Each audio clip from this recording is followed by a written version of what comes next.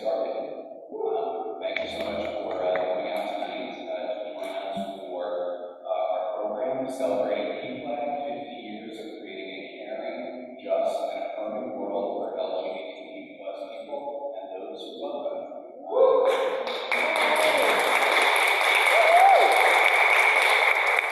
course, we're thrilled to be doing it here at Church of the Village, a wonderful New York City Village institution and a place that played an incredibly important role in the origins of PFLAG. I'm Andrew Berman, the Executive Director of Village Preservation, and we are one of the co-sponsors of tonight's event. And before we get started, I just want to tell you a little bit about what we're going to be doing here tonight. So for the program, we're going to be hearing from Melissa DiAndrea, who's the Executive Director of PFLAG New York City. And then we'll be getting presentations from Reverend Jeff Wells of Church of the Village and Clark Wolf Hamill, PFLAG's New York State Manager of Educational Programs. And then we'll have a Q&A. So sit tight, listen, and certainly think of any questions that you have. Briefly, just by way of introduction regarding village preservation, we're a neighborhood nonprofit founded in 1980, and our mission is to document, celebrate, and help preserve the special architectural and cultural history of Greenwich Village City's Queen. That is everything from the beautiful historic buildings around us to the incredibly rich social, artistic, civil rights, literary history of this neighborhood.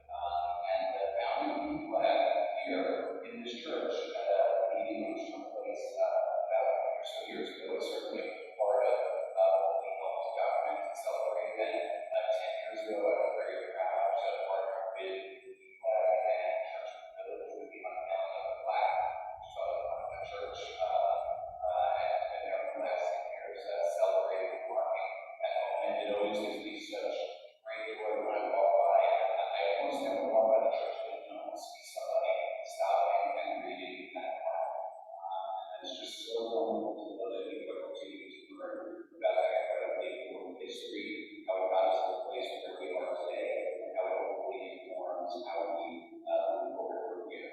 All of the organizations have some information in the back, so if you want to find out more about us and get more involved, we're a nonprofit and we're really check our honesty and support of people like you. So I am going to, and by the way, we do have 75 days now. We create public programs each year, so certainly if this is new to you, check out our website and look at our program. So I'm going to first introduce Melissa DiAndrea, who, as I said before, is the Executive Director of PFLAG New York City. Melissa is a York native, a youth development professional with 20 years of experience in program design and implementation for New York City youth families. She came to PFLAG New York City 15 months ago from the Girl Scouts of Greater New York, a wonderful organization, and previously she was the Vice President of Programs for Girls Incorporated of New York City. One thing that I'm mostly there to be here and say those cool historical stuff, but I'm here thinking about how we're moving for the next 50 years. But one thing that's so incredible to me is I did grow up in the city, I grew up in a peer group in the city, and the most important place in my peer journey was the center across the street. From when I was 15 to when I was 23 years old, I would take the train from Brooklyn every day, including Saturday, to go to the youth program at the center. And I never once knew that I had this building all the time, right? I was doing myself all the time. I would go hang out in the corner and get yelled at and go to the street here with all my friends. And I had this building all the time. At the time I was Catholic, and I was struggling with all of this stuff around being a young peer person, but also really caring about my faith and my identity as a Christian person. And I found this building all the time, but I did not ever go inside it. And it's wild to me that I can spend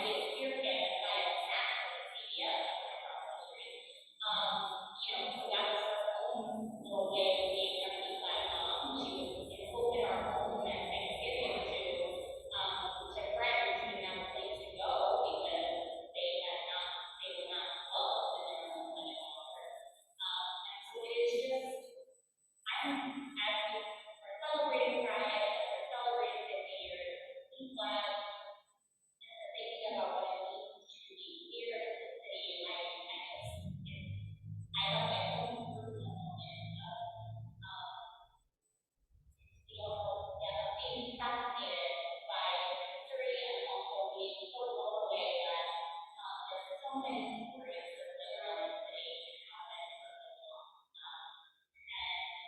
my story was one that included the time of the state and so I'll tell you a little bit about the PFLAG NYC is now today, and there is time from people about creating PFLAG. When a lot of people think about PFLAG, they think about things that are very similar to the founding of what it was 50 years ago. A group of parents, mostly, family and other family and friends gathering in space to talk about what it is to be a parent or a loved one of an LGBTQ. And we do a lot of that still today. That's still the bread and butter of who we are. We provide support services to people all over the city. But what I don't know that they did is that they would grow and build an organization that spans all around the country and beyond. But even in New York City, our goal is to really be providing support services for every corner of the city. So now we have support programs like our Transcendent Project, which is a example. We have our API Racial Parents Group, which also this past year, last year now, celebrated their 10th anniversary. The Black Family Circle, which you may have the founder of that family circle in this audience right here, and then wants to be able to say that. App and see if they have a volume control somewhere. Okay.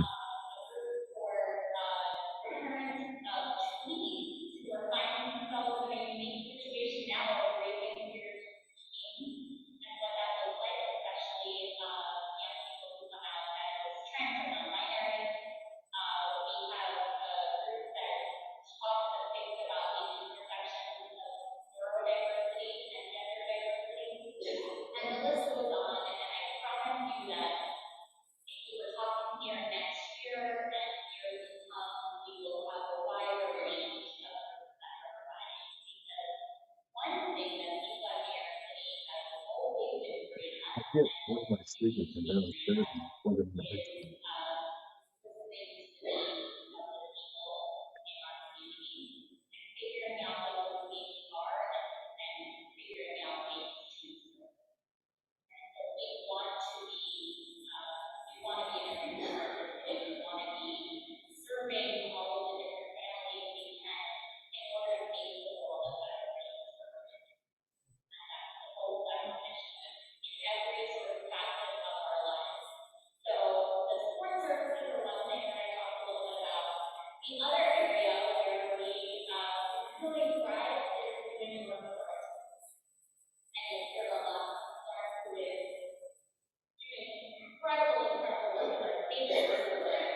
So we are all over New York City, both days of the week of the school year, and we're giving workshops to kids in classrooms around neighborhoods, around creating safer spaces for their peers and for themselves. And we're teaching about what it really means to be an ally. And what I think maybe even more important is we're doing that work for the education community. We're providing professional development services to school educators and to teachers themselves, to other faculty, whether it's parents in the building or other school staff, school safety agents, our school administrators and district level leaders. We're providing professional development to them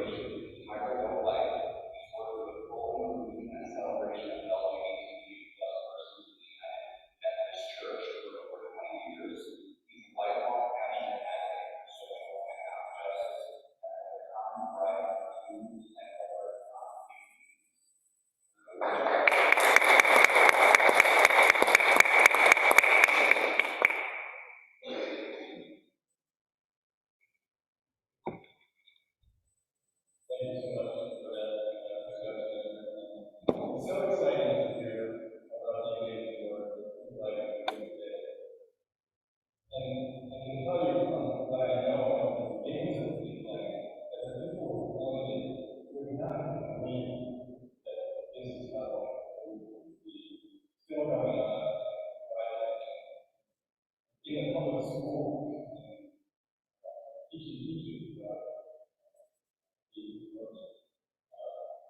makes it just that much more important. And so, then go back to the beginning. And so you've already heard that PFLAG was started in this building. But not only did its first meeting happen here, which is how the story is not presented, but it actually continued to meet in this building every month for at least the first 11 years. And I'm going to share just some highlights from that early history. And the story that I'd like to explore with you is largely new to me based on archival research that I've done. It's history that was lost for decades.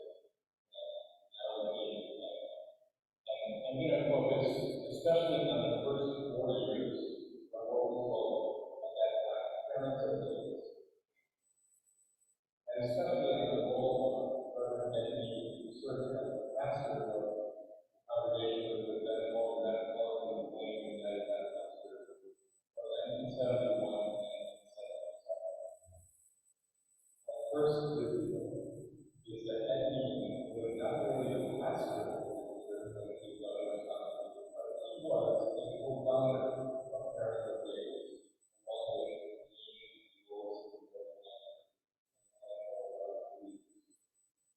Parents of Kids was founded when New York City and the whole country were much more virulently homophobic than today. That may be true, given what's been happening in this environment. And yet, in spite of the repression, hatred, and violence that was happening at the time, Greenwich Village was a magnet and a relatively safer space for gays and lesbians than the rest of the city. Then later wrote that when he arrived at this church in 1971 and served as pastor, one of the church leaders told him that the congregation was then about 50%. Given the circumstances and the church's location, I think Ed probably felt somewhat safe in inviting the managers and others to meet at that hall. He also had the support of the elected leadership of the congregation. I first learned of Eddie only in 2017 from a member of the church, Nina Monster, who was taking notes on the history of the ministry.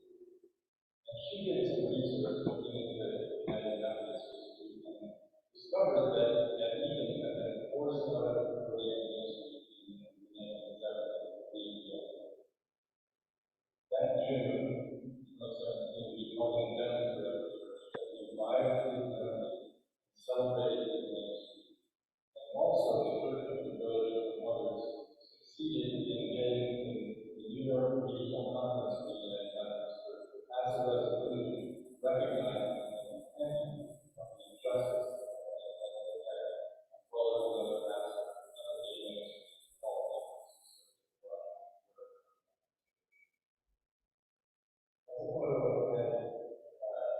probably not long after he graduated from Yale University.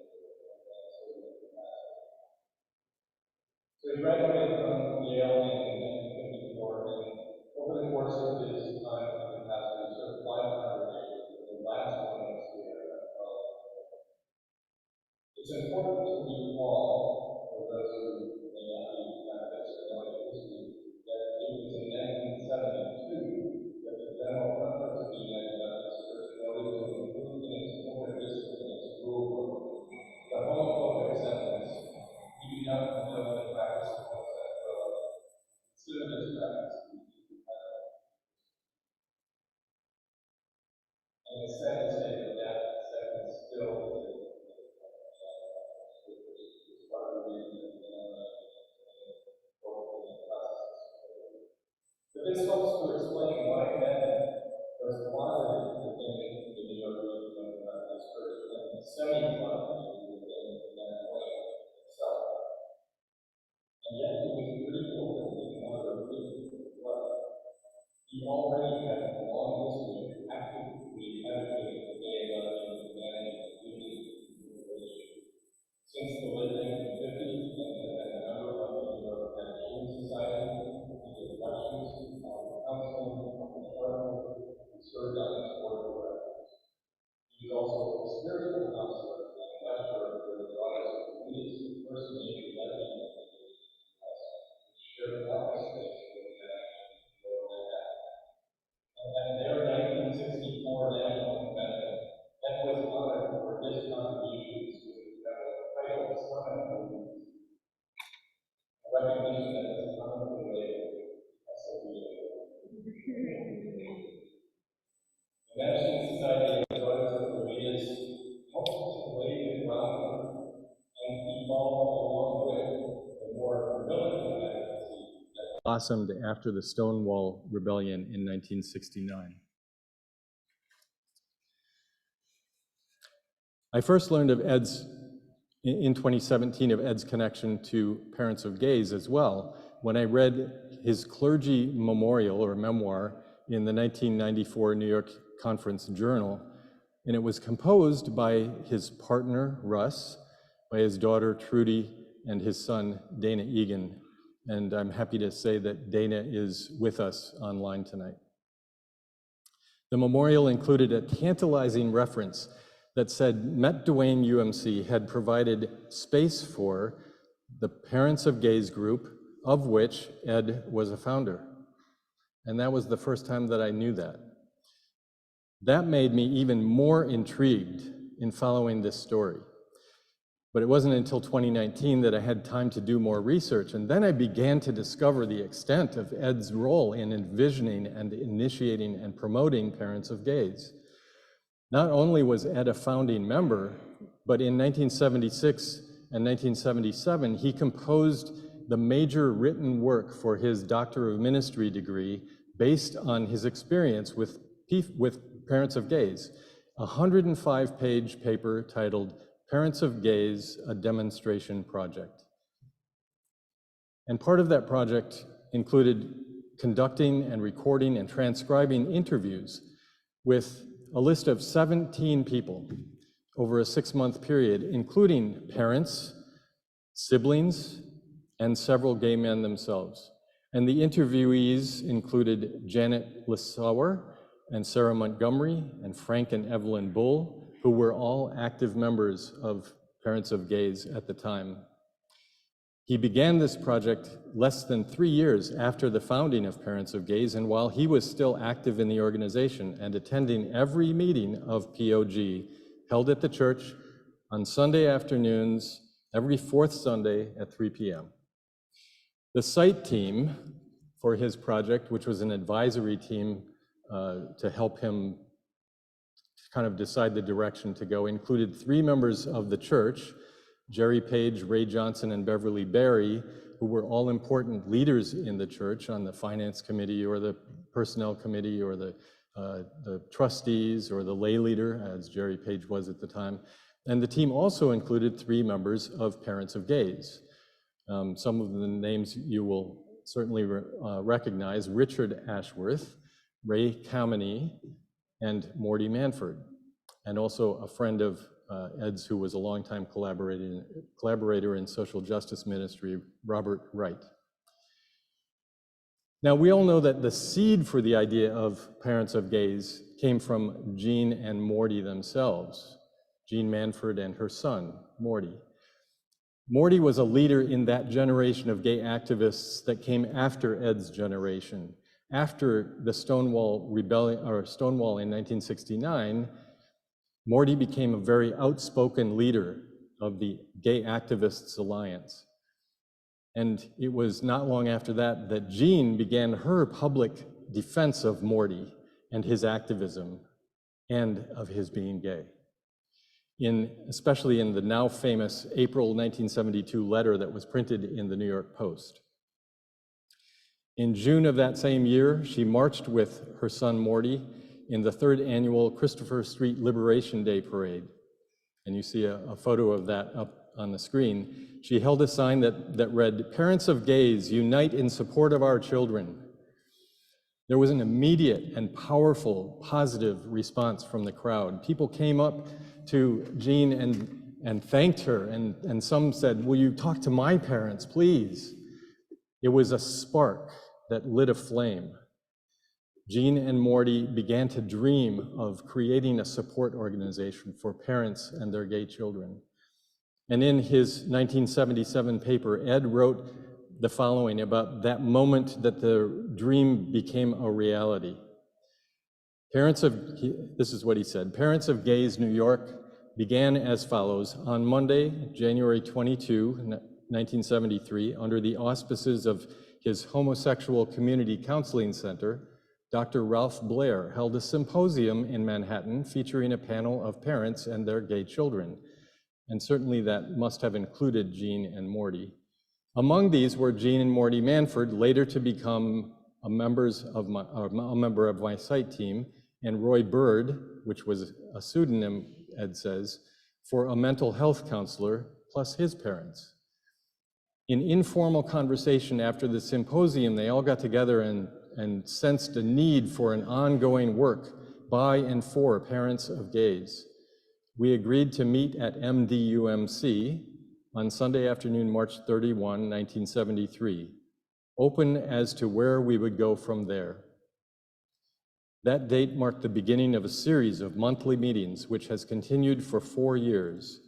From the outset, POG seemed to meet a deep need among those attending, ranging in number from 6 on a cold Sunday in January to around 50 in the wake of widespread press coverage in the New York Post. He was referring there to a New York Post and Wire Service article in March 1974 that drew widespread attention to parents of gays. In addition, and I'm sure it lit up their phones too, in addition to Jean and Jules and Morty Manford, Parents of Gays continued over the next few years to attract a core group of very capable leaders that included Dick and Amy Ashworth, Sarah Montgomery, Ray Kameny, and others. And from its first meeting in March 1973, Ed wrote, Parents of Gays identified itself with MDUMC. Parents came from New Jersey, Long Island, Westchester, and Rockland counties, as well as the boroughs of New York City. He added that his demonstration project plugged in to the work that had begun 4 years earlier, and which has been admirably carried out by a committed nucleus of parents and gays in New York City to their own benefit and to the comfort and enlightenment of untold others reached in person and by the media. Almost 2 years was required for the emergence of this committed core group. The steering committee, he wrote, of POG New York came into being in August 1975 after the group had been in operation 2.5 years. In 1974, a Parents of Gays group formed in Washington, D.C.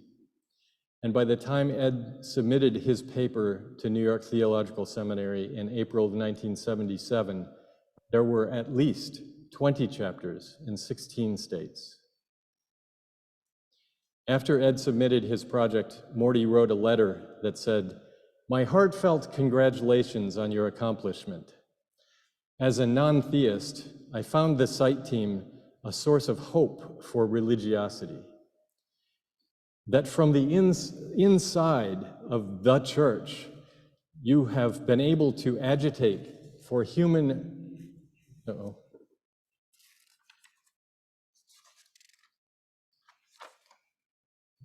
Oh no, I'm missing a page. It goes on and it says that you've been able to agitate for humanity and dignity for gays gives me hope for the church. And he said, he ended his statement, his letter by saying, never stop agitating. Unfortunately, after all of this happened, during when this was happening, in 1975, in March and April, Bishop Ralph Ward and the district superintendent received two letters from an anonymous group calling themselves a group of concerned members of Metropolitan Dwayne UMC. And I unfortunately don't have the exact quotes for you, but they complained that our pastor, they said, is a flagrantly homosexual. And he's been living in the parsonage apartment, which at that time was right next door in the apartment building next door, with his male spouse, in quotes. And they said, and they have gay parties with all male attendants, including some transvestites. So Ed, in the aftermath of hearing from the bishop and the district superintendent that they had received these letters, called them extortion letters, which is what they were. Fortunately, the bishop reappointed Ed to this church in 1976 and 1977. And Ed continued to have the support of the leadership of the church as well. However, in the middle of 1977, when the bishop was about to become the president of the Council of Bishops and seeing the writing on the wall, he compelled Ed to take a leave of absence, and then the next year, in 1978, to retire. That was 1977, when he was forced into a leave of absence, was the same year that he had submitted his Parents of Gays demonstration project. Surely, Ed suffered this injustice, at least in part, because of his participation in Parents of Gays. And also, in March of 1975, when the first of those letters was sent to the bishop, the Metropolitan Dwayne Board agreed to invite Metropolitan Community Church, a predominantly LGBT congregation, to hold worship in this space. And Ed was certainly one of the proponents of that as well. After being forced into retirement, Ed and Russ moved permanently to their home on the Hudson River in Haverstraw, where Ed continued to be active in various causes, including editing the newsletter of a group called Affirmation, which was an early LGBT advocacy organization in the United Methodist Church that started in the 1970s, and also volunteering for SAGE here in the city. He was also an accomplished sailor, photographer, genealogist, and amateur archaeologist. Ed was a kind of quiet and private hero. He's certainly become one of my heroes. When it was risky to do so, Ed stood out in front as a prophetic voice, speaking truth to power. And he did suffer for taking that risk. For both the Church of the Village and for PFLAG, it's so important that we preserve this history and learn from it and celebrate the best parts of it, that we celebrate our heroes. I'm inspired by their example, the example of the Manfords and the Ashworths and Sarah Montgomery and Ray Comeny and Janet Lasauer and Ed and so many others, hundreds of thousands of others since then, who have spread the news about Parents of Gays and then parents of friends of lesbians and gays, and now PFLAG across the world. Of course, we know that we still have plenty of work to do. It's in the news every day. And yet, surely the situation is so much better now than it was in 1973 when Parents of Gays was founded, and much better than it was before Stonewall or before the Mattachine Society and the Daughters of Bilitis initiated their open struggle for liberation. I believe that Ed knew, as we know, that God desires for us and is with us in the struggle for radical inclusion and all-encompassing love. And as the Church of the Village, and I believe as PFLAG, we celebrate tonight, the privilege of Leading in Love.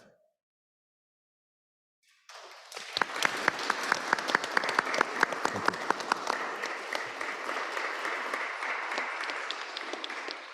Thank you so much for that, Reverend. What a beautiful history, and I learned quite a few things. I knew several of the people that you discussed, but some of those stories definitely added some color, and that was the plaque unveiling.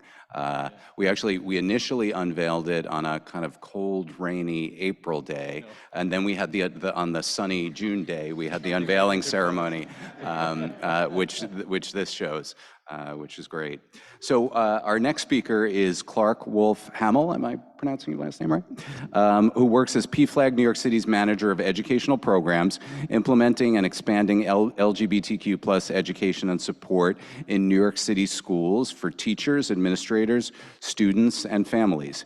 He works at individual schools throughout the city and at district, borough, and citywide levels. He also works creating and sharing educational content on LGBTQ issues at colleges and universities, hospitals, doctors' offices, and community health centers, at the corporate level, and more.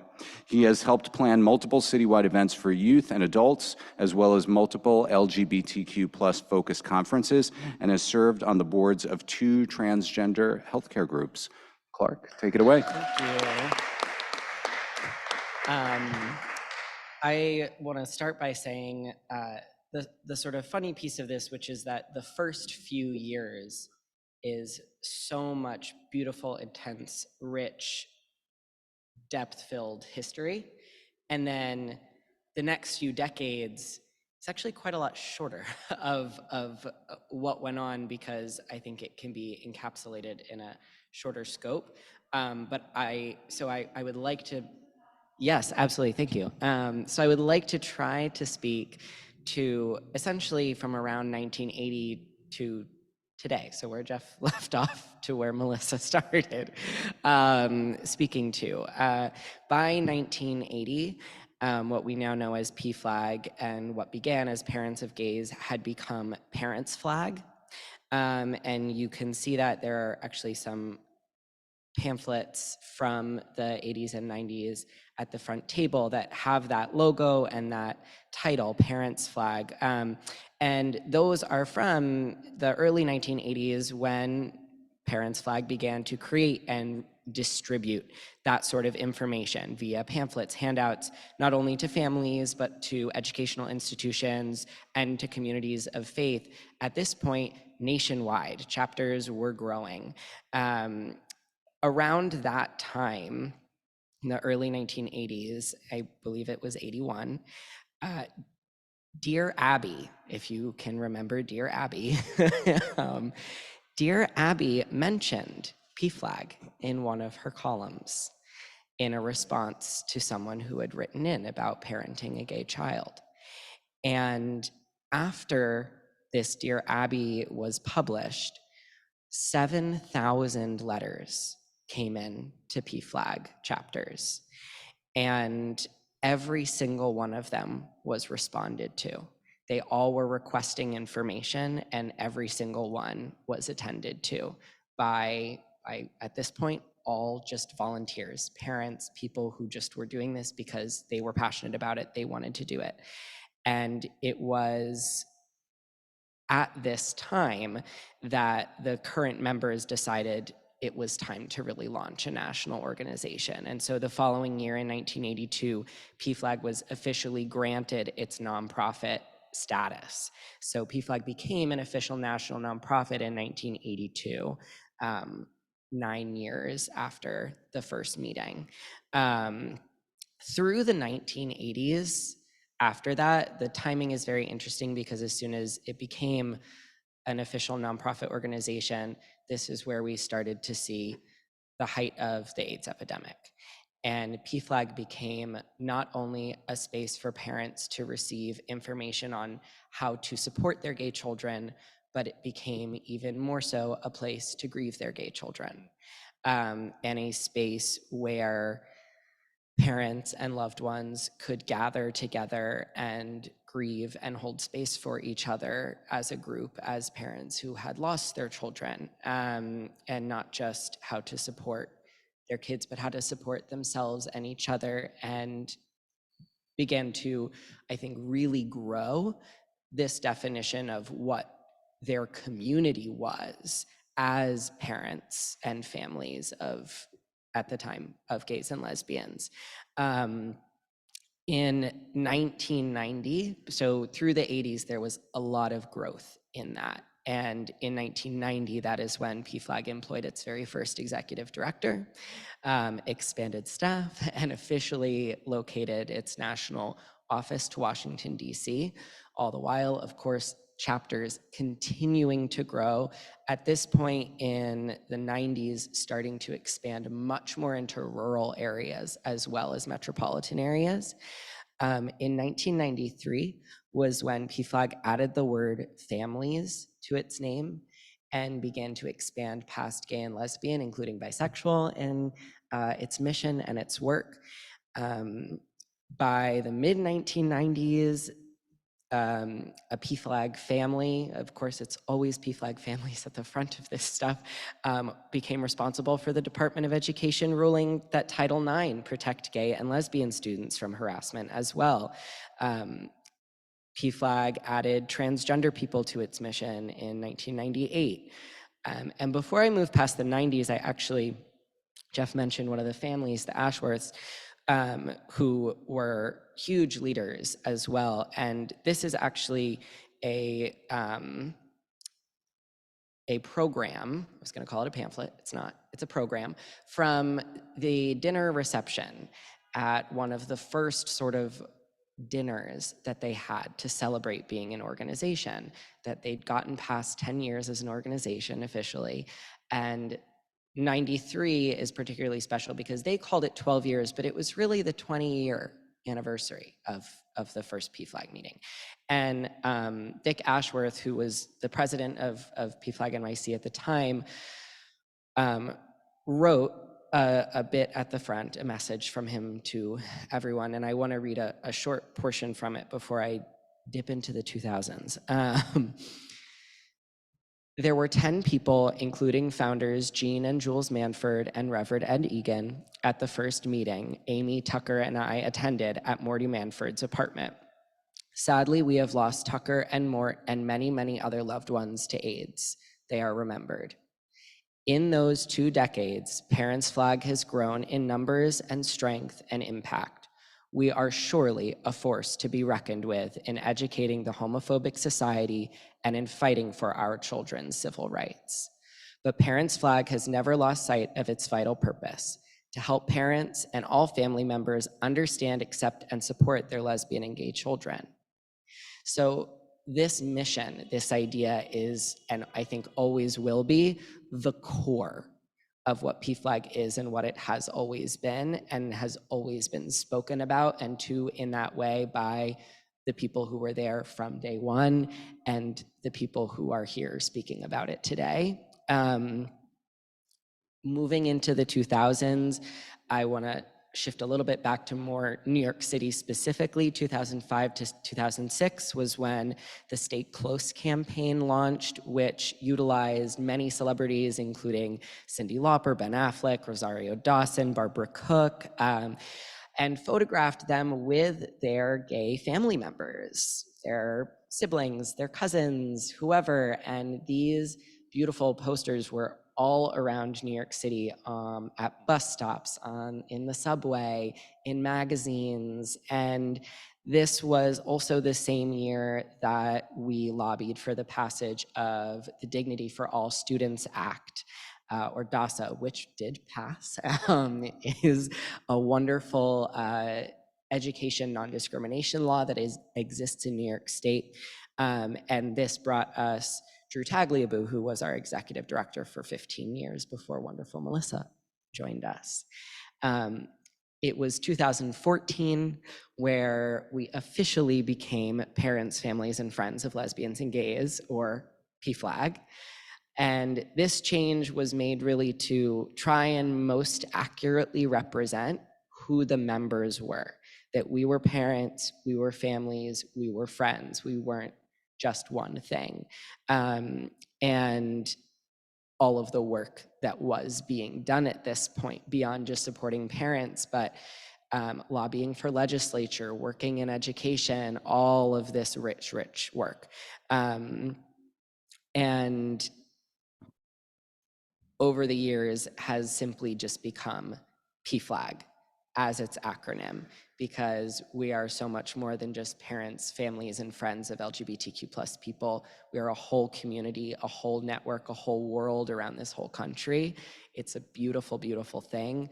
And so just PFLAG, right, is how so many people know us. And over the years, there has been so much incredible representation of PFLAG in media. And I know Melissa spoke to walking past Church of the Village and going to the center. My first introduction to PFLAG was actually watching the movie But I'm a Cheerleader, where there is, at the end of the movie, the main character's parents attend a PFLAG meeting.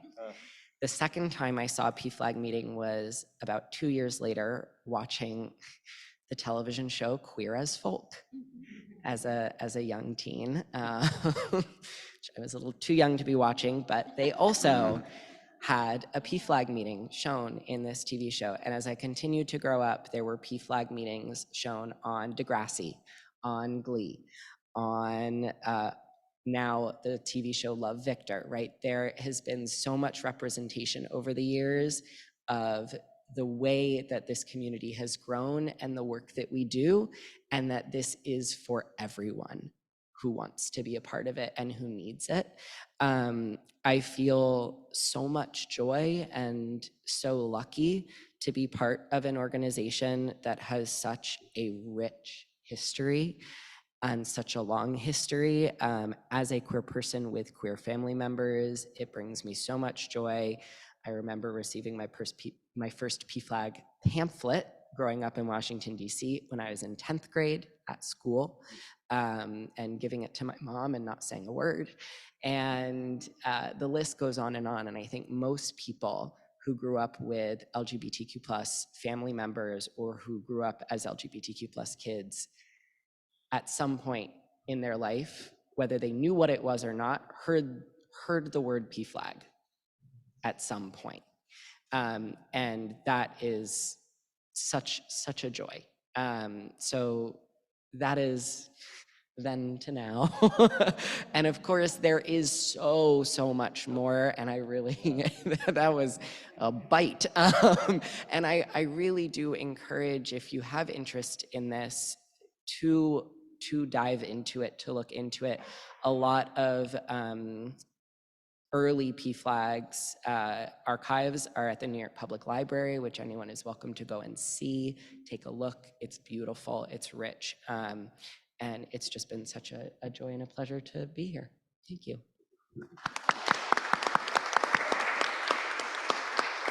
Well, thank you so much, Jeff and Clark, for those wonderful presentations. We're now going to open it to the floor for questions. I have some of my own I'd like to ask as well.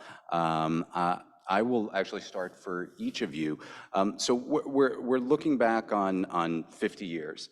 The church obviously has a history that goes back much further than that, but I'm curious for each of the organizations what you would say, how you would describe the way in which your organization or your institution has changed over the last 50 years. What would you say is the kind of defining arc of the difference between the church of 2023 as compared to 1973 and PFLAG of 2023 and 1973? I mean, there's obviously so much to be said there, but I'm curious what jumps out at you most in terms of how they've changed.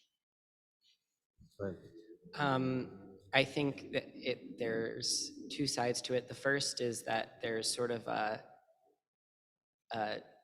fun piece in that it hasn't changed that much. It has changed extensively, and also when we think about the mission and the goal, which is to support people who love LGBTQ plus people in their life, that is the same.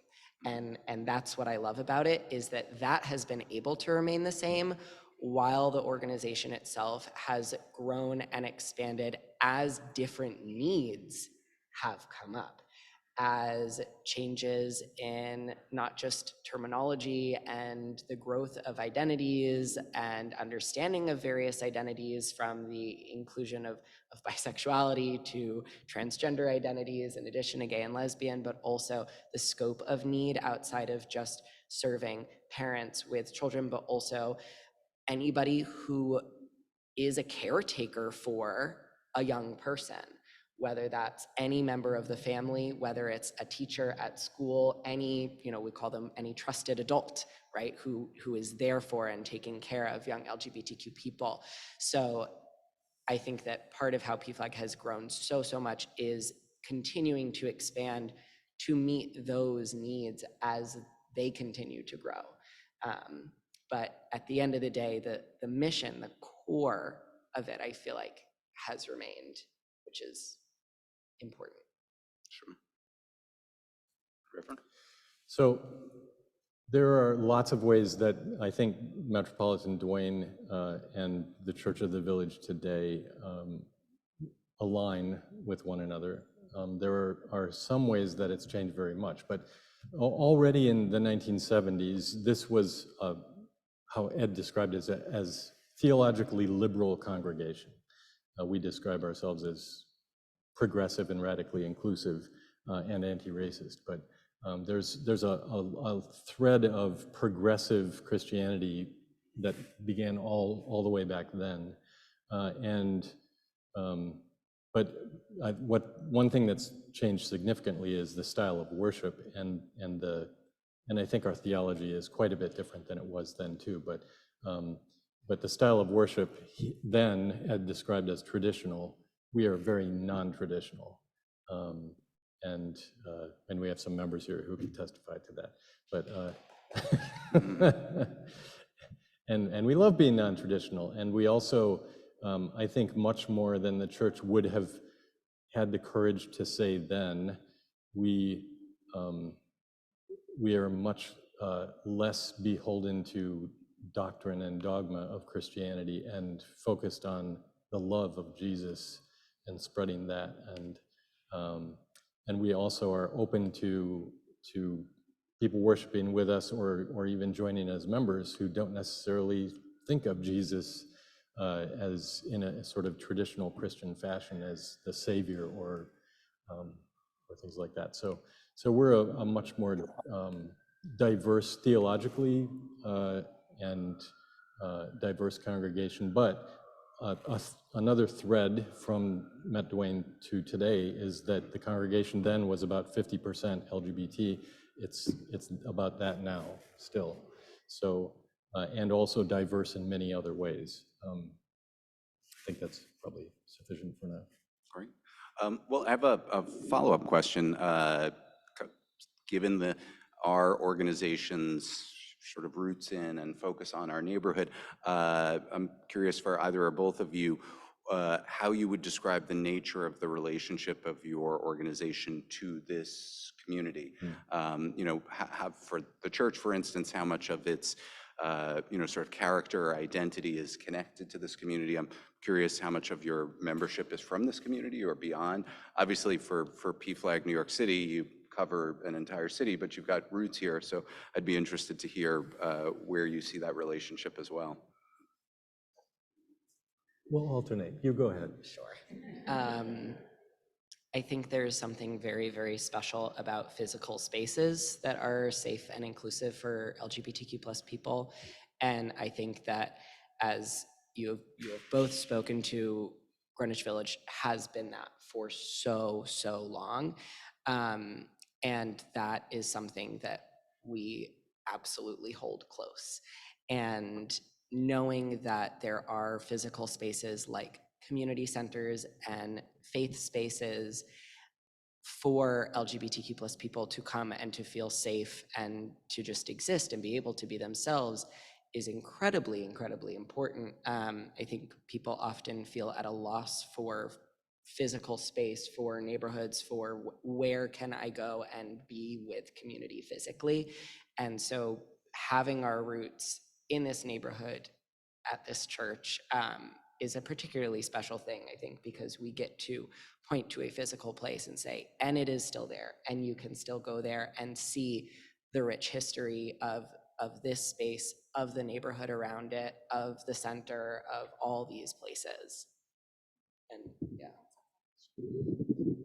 I also think it's important. We do a lot of work with young people, and one thing that's interesting that I think some people don't realize about New York City kids is that often, like, people don't leave their blocks and their neighborhoods and the areas that they know. And so one thing that's important is when you're talking to young people is teaching them that there are places like this, and that there are these there are places like the Village, right? That Christopher Street is where kids for generations have gone and like just existed and been able to be kids who who are dressing and experimenting with drag for the first time in their lives, or learning about voguing and whatever else, right? Like, so there's although New York City is often painted, when we talk about like the political landscape of this country, New York City is painted as this like progressive, everybody thinks that Greenwich Village is this whole city. And the reality is that many kids have not like stepped foot outside of their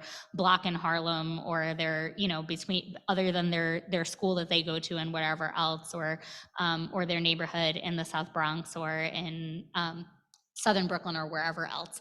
And so I think it's important to, sometimes we're coming into schools and we're just talking about queerness existing and talking about queer history, and kids start to think about like seeing themselves outside of their immediate bubble, their immediate block of only knowing their direct community, their direct place of worship, and living in that little world and bubble. And so I think sometimes we offer that even just in the like 40 minutes we're talking to a group of kids in a school.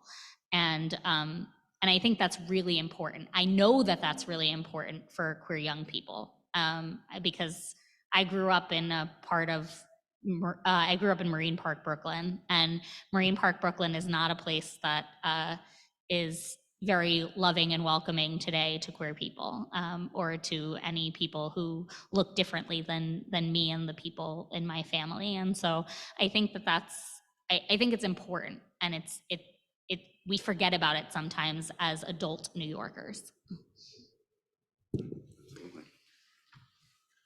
So it's interesting, the membership question is interesting because this neighborhood has become so gentrified over the last 30 years that it's almost unaffordable for most people who want to become members of the Church of the Village.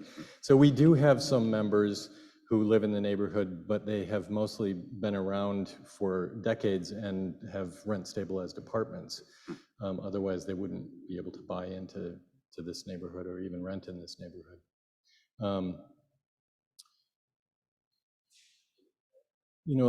I think that I always feel so proud to be serving in a congregation that has for decades been recognized and seen itself as a center for the gay community. So it hosted, not only founded PFLAG and hosted it, but the MCC worshiped here for many years. The Salsa Soul Sisters were resident here for a while. And that's true of the Washington Square Church, which also became part of the Church of the Village in 2005. That was where the Gay Men's Chorus was founded, where the Gay Liberation Front met in its first years. So we have a long and proud history, and we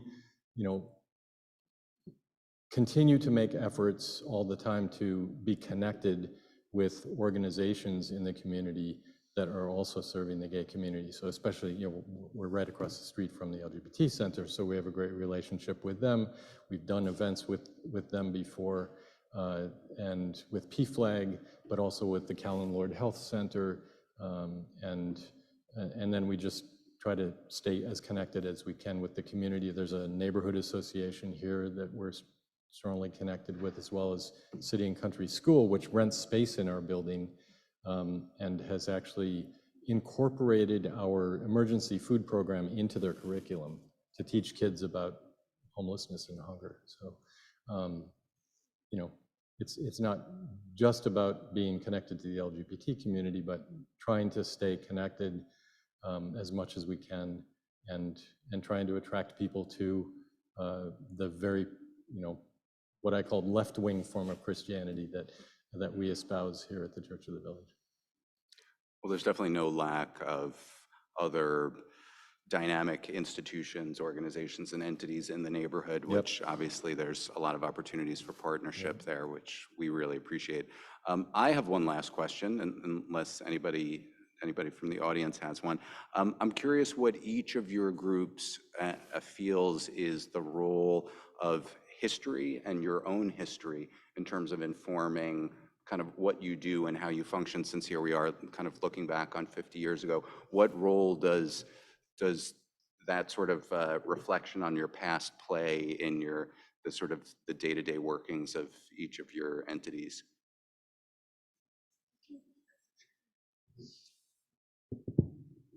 I guess when I was thinking about the first question, I was like, oh, my answer is kind of a downer, and then maybe I'll start that, and maybe you'll say something that's much more inspiring or something. But that's why I'm starting. No, a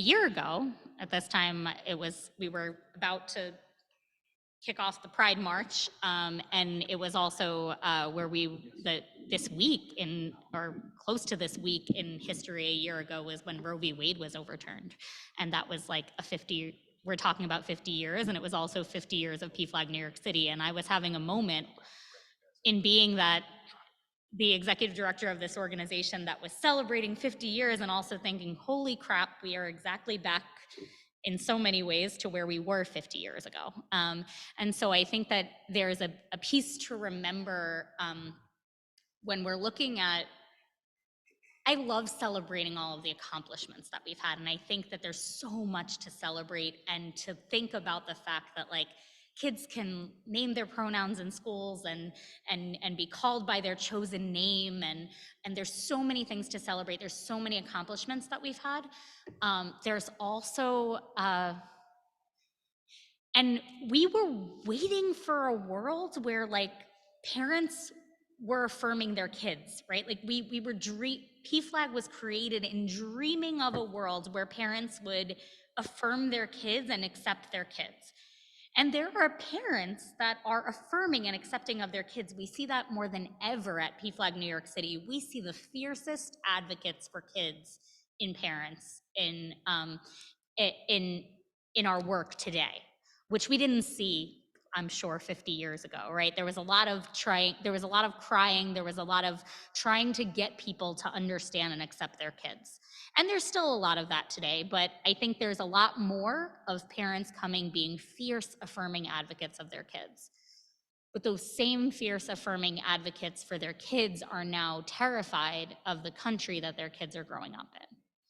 And we are now in a space where it used to be that queer youth had spaces because their parents didn't want spaces, right? Like it was like, okay, we're gonna create spaces for queer youth, but we're not even thinking about their parents because their parents don't want them.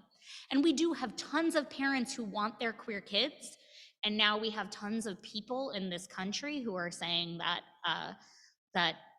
parents are wrong for affirming their children. Parents can get child abuse charges against them. Educators who are speaking out in their schools can lose their jobs in different parts of this country. And so I think that when we're thinking about, we cannot forget history by any means, but we also need to know that like, this is not linear by any means. And we're not only looking at progress moving forward, that we are constantly seeing that we have to keep fighting. And there were probably a few years in that history when we talk about the 2000s looking a little shorter than the other parts of history. Part of that is because we were patting ourselves on the back and we were celebrating. And we were saying, wow, isn't this a greater world for queer people to live in? And look, the AIDS crisis is dying down a little bit and it's a better world. And that is true. And we have made progress, but also there's a lot of stuff that's moving in a scary direction too. And I think that if we don't remember that and we don't keep that at the front of our minds all the time, and we don't keep history at the front of our minds, then we are doomed. And that's very gloom and doom, and I'm sorry, and happy Pride. But also, I want us to think about, not forget that and not lose sight of that at all. Anyway, I'll pass that over. Say something happy. I'll lift it up a little with a touch of down. So I work with kids regularly, and something really fun about them is that they have, one, very, very bad perception of time, and two, they don't know that history happened. So when I say there are people older than me who are a part of the LGBTQ community, what? But you're so old. Like, I am so young.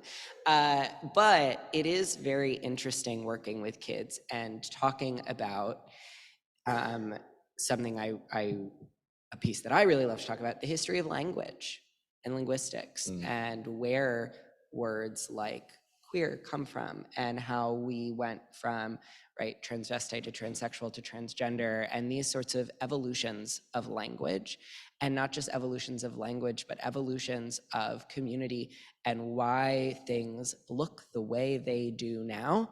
There is a reason. There are always reasons. And some of that is growth, and some of that is growth and then backtracking and then growth and then more backtracking. And then, it's as you said, it's far from linear. But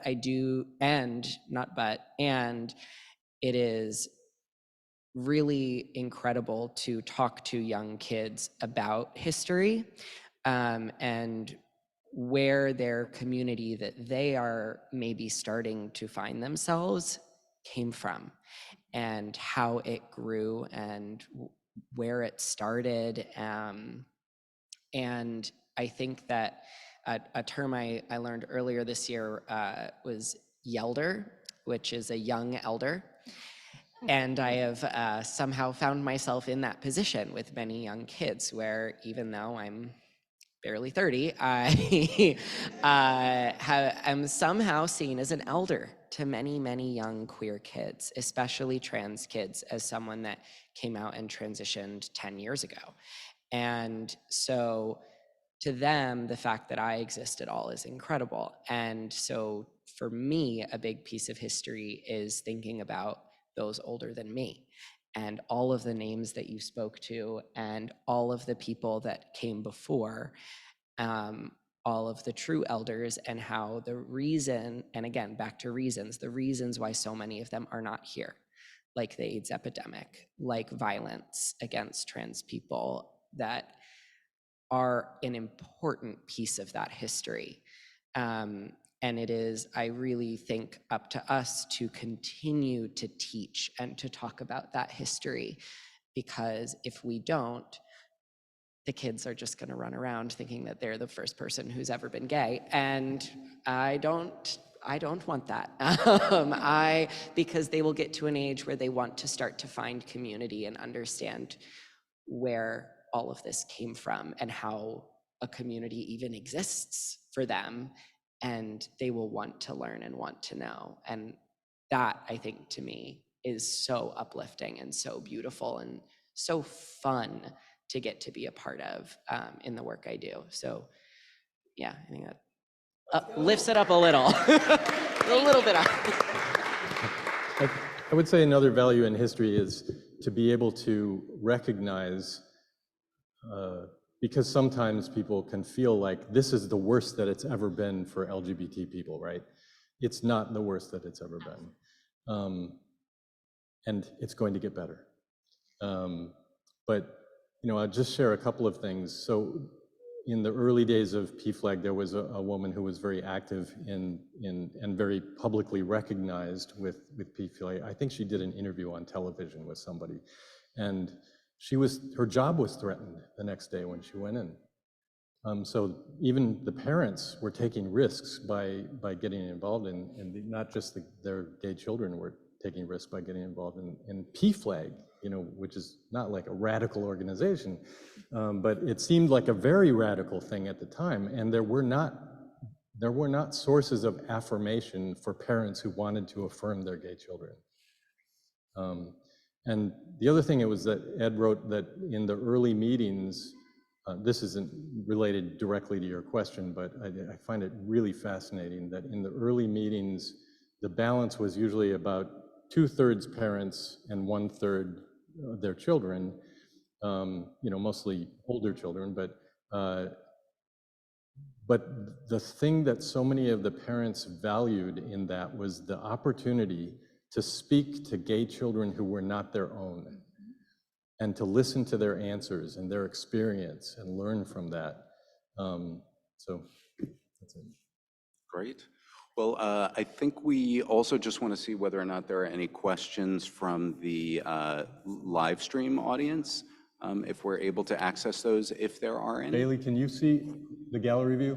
Is there any, can you just put in the chat if anybody would like to speak online?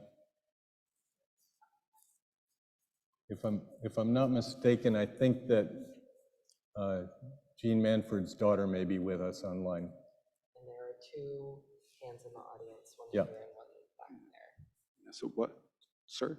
We'll take your question while we're checking the seat. Yeah. What's your question? My name is Michael, and I work in the media. And I've been listening to this history, and I've been fascinated to know something maybe you guys can help answer that question. How has the coverage of LGBT community issues expanded from the time of, especially in 1973, as I recall, I'm 64. I remember that being the era of the Anita Bryant movement to the sodomy law. Then in 1980, with P5, Mr. Clark starting up with the Ronald Reagan administration, the AIDS epidemic. One of the problems that we have in the media is that oftentimes LGBTQ issues are sometimes isolated from those of us who work in major mainstream publications. Oftentimes the events or issues are channeled into the community newspapers that report your various issues.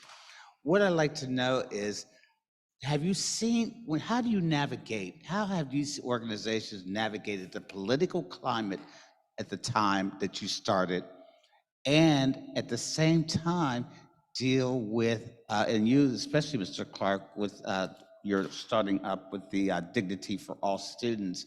That had to have been, for a young person like yourself, extremely either amusing or difficult as you moved around that sector of politics, especially here in New York State.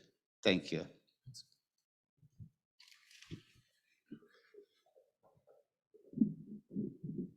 So one thing that you spoke to that I would love to touch on is how these issues get brought up in media and seem to get sort of funneled, as you said, and don't seem to touch anywhere else. And I think that we see this right now, even with the coverage of and the conversation around access to care for transgender youth, that people don't understand that this will funnel down and affect, there are gay and lesbian folks who are, right, sort of on the side of being anti-trans right now and don't understand that once trans people have been attacked, gay people will start to be attacked again, that it's a slippery slope. And so one thing that when I talk to people in media, whether it's for an interview or whatever it may be, journalistically or otherwise, reminding folks that these are not and should not be, right, hot button topics. These are things that affect all people in all sorts of ways. When we talk about even, the need for gender neutral bathrooms, that is not just for transgender people, that is for people with trauma and people with disabilities and people who, right, there are all sorts of reasons why somebody might need a single stall restroom or a non-gendered restroom outside of their gender identity. And so the way that these issues actually affect a multitude of people in a multitude of ways. Specifically around, you mentioned Anita Bryant, PFLAG parents were very, very active advocates against Anita Bryant's sort of campaign of terror. Very vocal about it. And that was actually something that really kicked things into gear on a national level, was you know, that, and then into the 80s, really realizing that this was something people wanted to tackle together. And that is something that I hope we can reflect on, again, circling back to history, that we can reflect on, that is how growth and change happens, is by collective effort, and use that today in that same way. Yeah. Please. Do we have any questions There's from the another live one real streamers? quick. Just sure. If Ed or one of the other pillars were here right now, what would you say to them? Whether a thank you or a affirmation or something, being now people standing up here right now from where they are to now. Do you mean, what would we say to the original founders? Correct. Okay.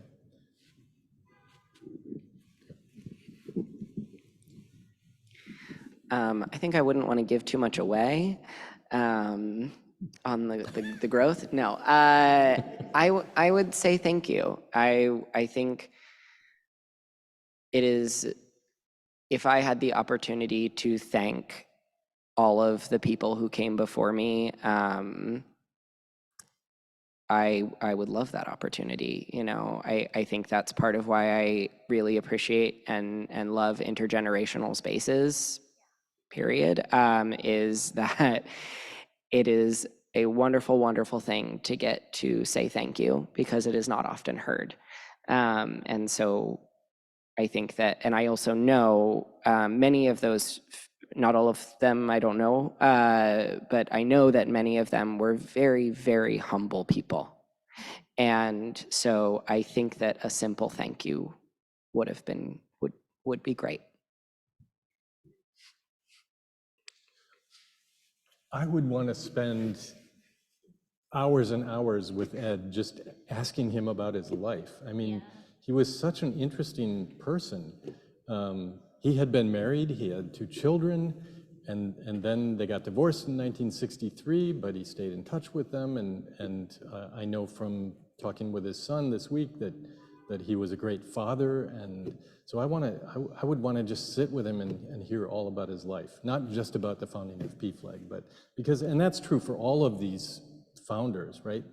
They're full-blown human beings with really interesting lives and experience, and in all kinds of other ways. But in this particular case, they came up with the courage within themselves to be able to not just join an organization, but to actually lead it into the future, which has become what it is now. Looks like we got one more question. I just want to say I thank you for finding Ed's history. I met Ed almost 50 years ago. He was essentially my father-in-law. And he was very quiet, as you said, and all he would have wanted is a thank you. And the fact that you have acknowledged him and brought up everything he did is wonderful, for both his memory and just for the history. So thank you. Thanks, Eileen. I think that's probably a perfect spot for us to wrap up. Dwight, did you have a question? Just one more. Hi, I've been in this church for 9 years, and it's been one of the greatest decisions I ever made to come here. And I didn't know about this pastor until last week. And well, except for I saw the plaque downstairs, And I had heard about this, but I really didn't know that much about the whole history behind him. What a remarkable man he is. He was rather, and I'm just very grateful to know about this, and that's all I have to say on the subject. Well, I think that's a perfect point for us to wrap up. And I want to say thank you so much to everybody who attended, to Melissa, to Clark, to Reverend Jeff, to PFLAG, to Church of the Village, and to all of you. And I think this was really a wonderful way of marking the 50th anniversary of the founding in our midst, in this building, of really such an incredibly important and powerful institution. And thank you to the Village Preservation Society for actually initiating and putting this event together.